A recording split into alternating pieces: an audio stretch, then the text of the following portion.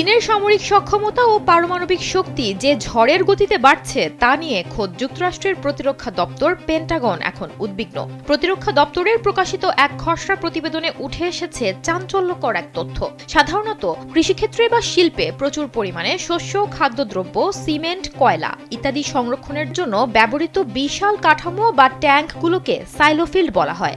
চীন তাদের মঙ্গোলিয়া সীমান্ত সংলগ্ন এলাকায় এই বিশাল ট্যাঙ্কগুলো ব্যবহার করছে মারণাস্ত্র রাখার জন্য। মঙ্গোলিয়া সীমান্তে শতাধিক ব্যালিস্টিক ক্ষেপণাস্ত্র মোতায়েন করেছে চীন, এমনটাই দাবি করছে পেন্টাগন। পারফেক্ট ব্লেন্ডের ফ্রেশ মশলা, ভালোবাসার স্বাদ অটুট থাক।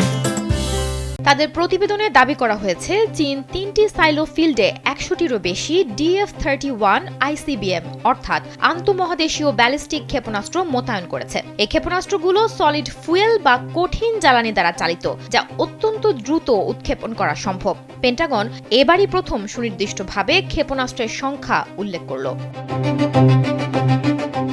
চীনের পারমাণবিক শক্তি বৃদ্ধির গতি বর্তমানে বিশ্বের অন্য যে কোনো দেশের তুলনায় অনেক বেশি। ২০২৪ সাল নাগাদ চীনের পারমাণবিক ওয়ারহেডের সংখ্যা ৬০০ ছাড়িয়েছে। পেন্টাগনের ধারণা ২০৩০ সালের মধ্যে চীনের হাতে ১,০০০-এর বেশি ওয়ারহেড থাকবে। যদিও উৎপাদনের গতি আগের চেয়ে কিছুটা কমেছে, কিন্তু আধুনিকায়নের ক্ষেত্রে চীন কোনো ছাড় দিচ্ছে না।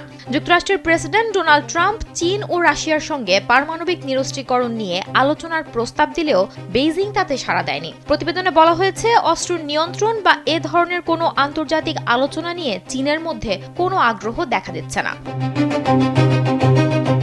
প্রতিবেদনের অন্যতম উদ্বেগজনক তথ্য হল তাইওয়ান সংকট।